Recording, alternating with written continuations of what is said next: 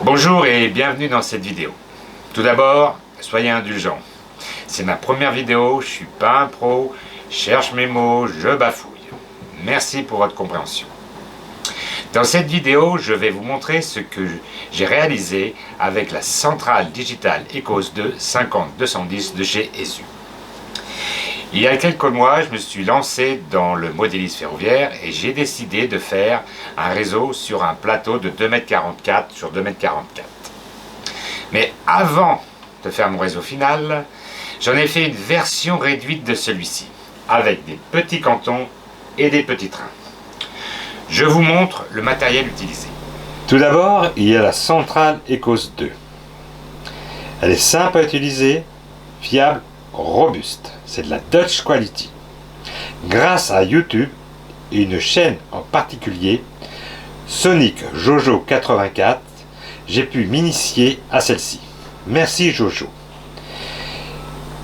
Elle est associée avec un module ECOS Detector qui gère tous les cantons du réseau. Il y a aussi les accessoires Switch Pilot avec leur extension. Désolé pour le câblage, ça fonctionne.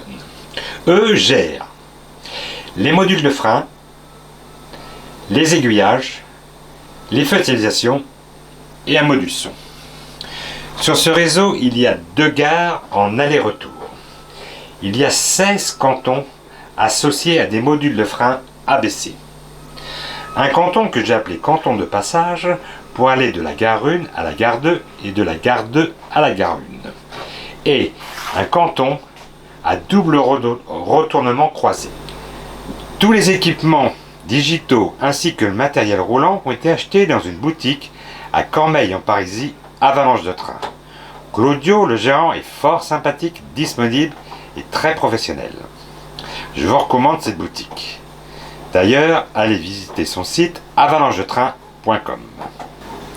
Sur ce réseau, le principe est le suivant. Faire circuler des trains en mode automatique via des itinéraires programmés dans la centrale. Je vais faire circuler 4 trains.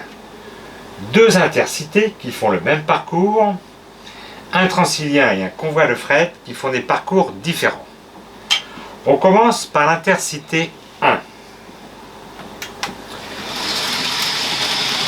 Il part de la gare 1, emprunte le canton de passage pour aller en gare 2.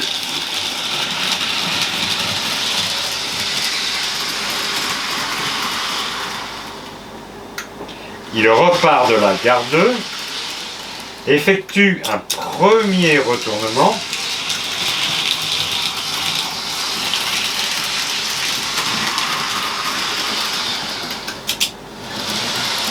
pour aller en gare 1, trajet retour.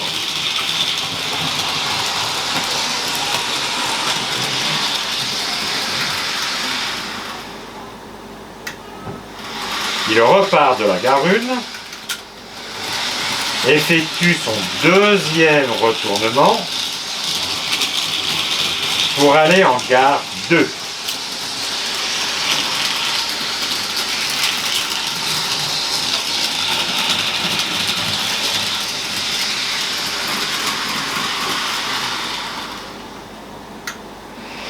Et il termine son parcours pour revenir en gare 1, qui est son point de départ.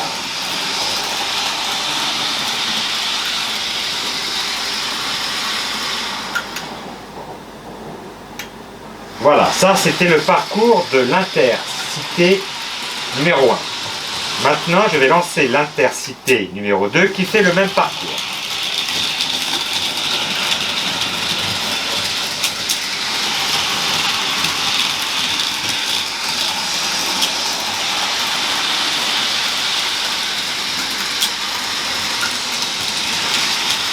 Donc il part de la gare 1.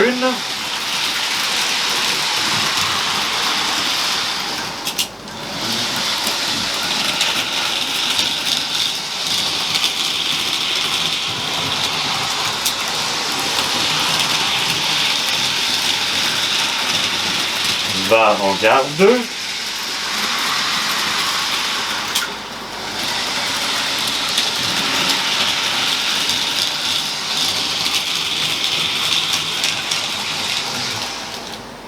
effectue son premier retournement.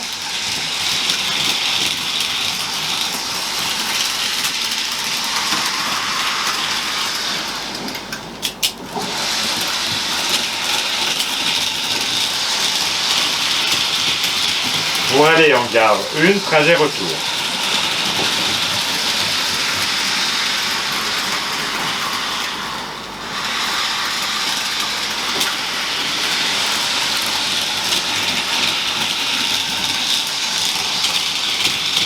Il va effectuer son deuxième retournement pour revenir en gare 2.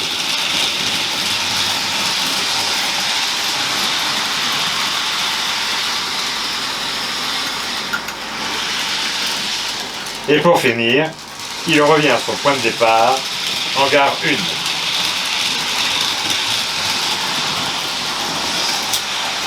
Donc ça, c'était le parcours des deux intercités.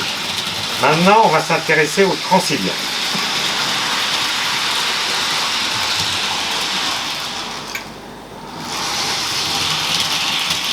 Je vais lancer le Transilien.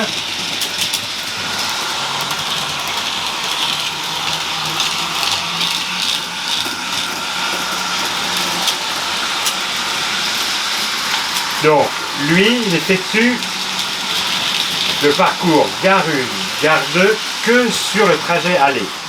Il n'y a pas de retournement.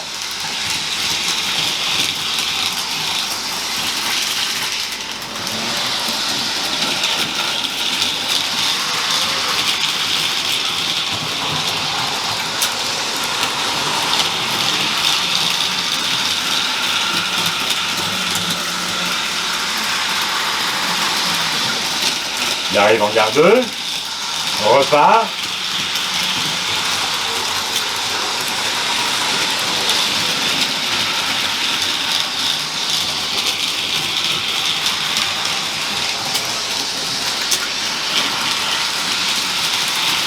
Et revient en gare 1.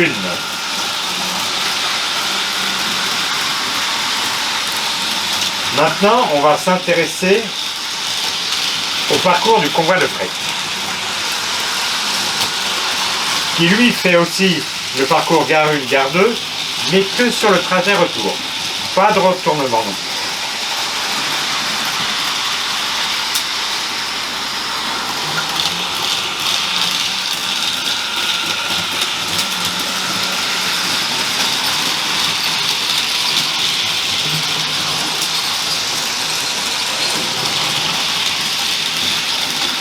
Et il n'y a pas d'arrêt en gare. Voilà, donc il part de la gare 1.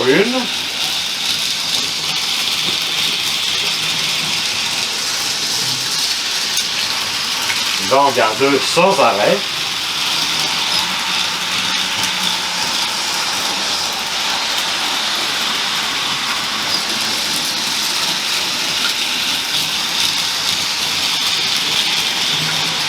Et revient en gare 1, trajet retour.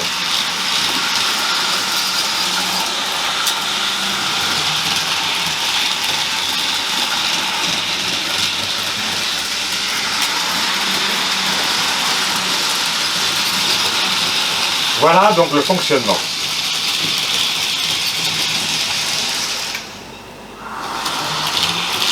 En début de vidéo, lors du descriptif du matériel, je vous ai parlé d'une carte son. Elle sert à sonoriser les deux gares. Il y a 3 annonces spécifiques pour les deux intercités franciliens lorsqu'ils arrivent en gare 1. Une annonce unique au retour pour la gare 1 et une annonce unique sur la gare 2. Je vais lancer les annonces. Tout d'abord, le Transilien.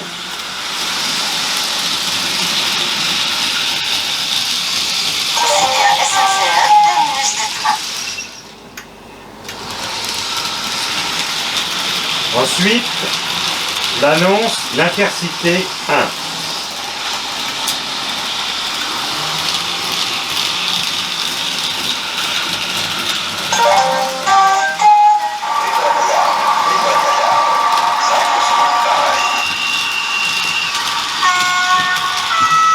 L'annonce unique en gare 2. Vous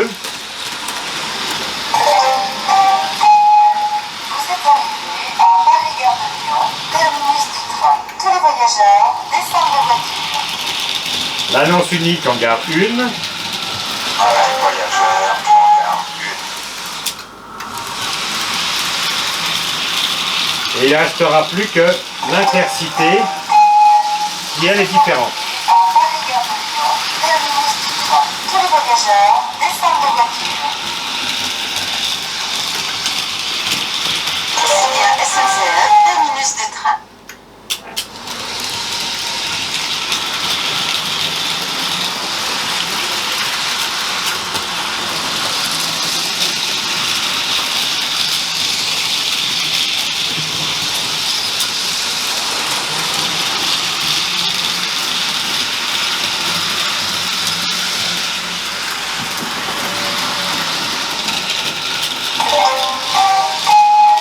Vous êtes arrivé à Paris-Gare de Lyon, terminus du train. Tous les voyageurs descendent de voiture. Arrêt voyageurs en gare 1.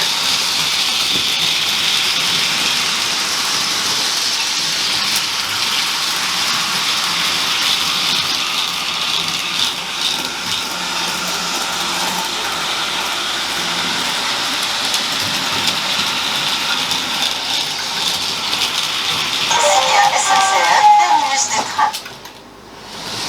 Pour l'Intercité numéro 2, l'annonce se fait avant d'arriver en gare. C'est une annonce préalable.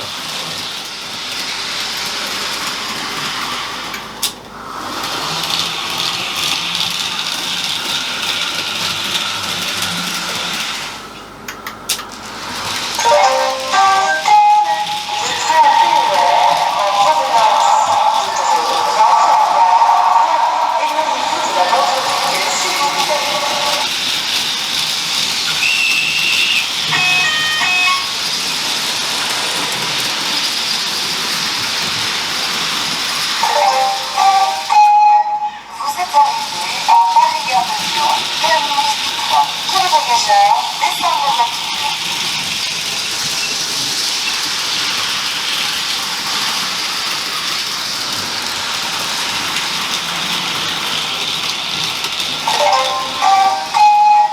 Vous êtes arrivé à Paris-Gare de Lyon, terminus du train. Tous les voyageurs descendent de voiture.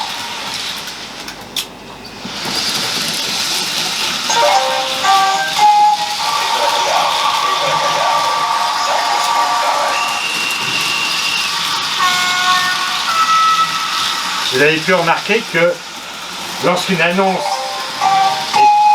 a commencé, elle n'est pas interrompue par une autre. Terminus du train. Tous les voyageurs descendent de voiture. C'est bien SNCF, terminus de train.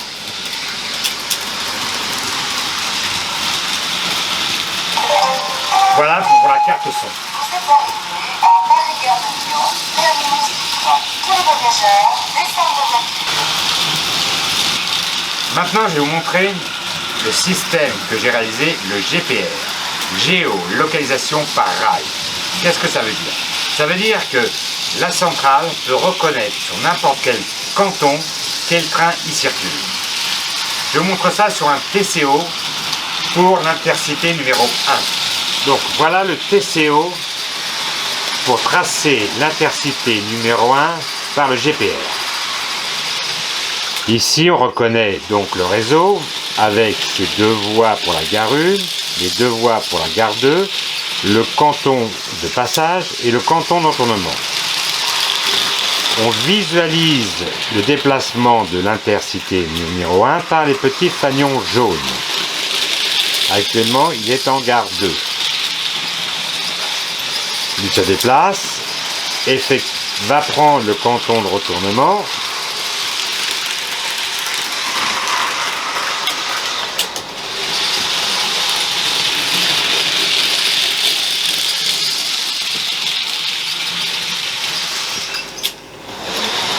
Il repart, emprunte le canton de passage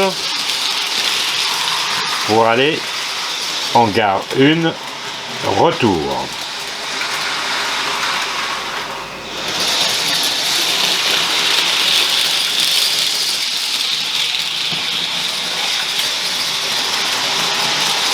Je repars, va effectuer son deuxième retournement.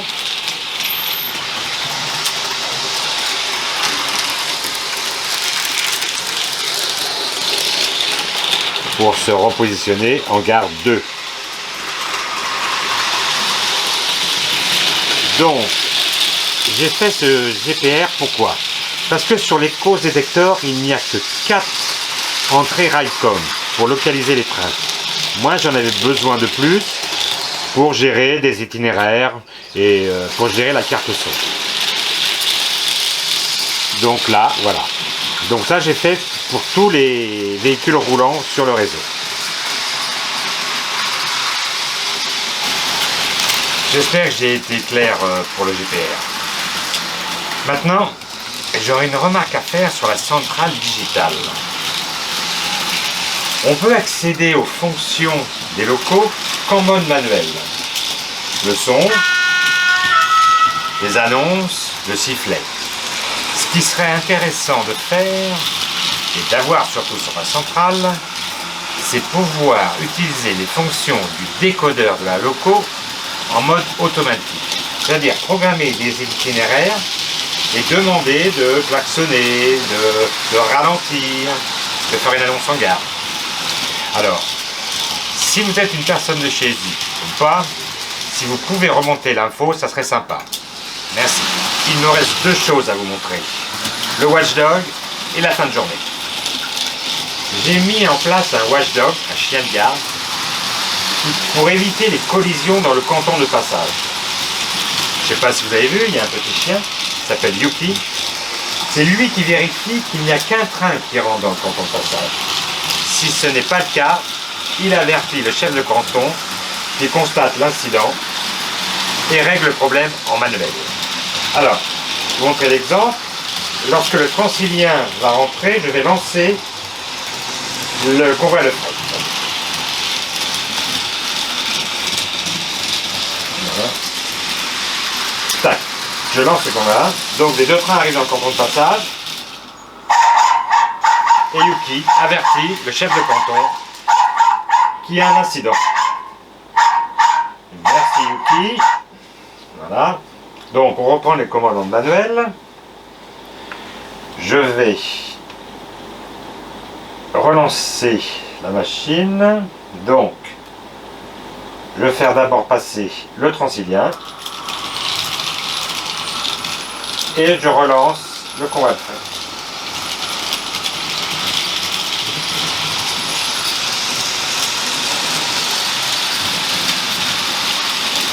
Voilà.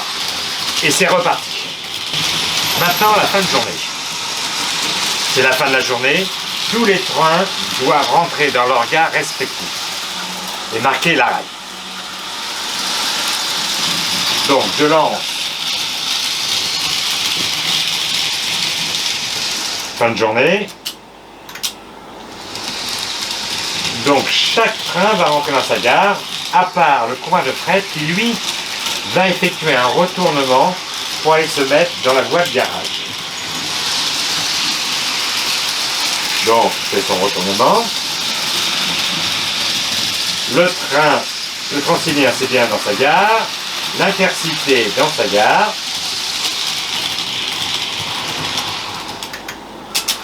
Et le convoi de fret, lui, va venir se loger dans sa voie de garage. L'Intercité va aller se mettre en gare 2.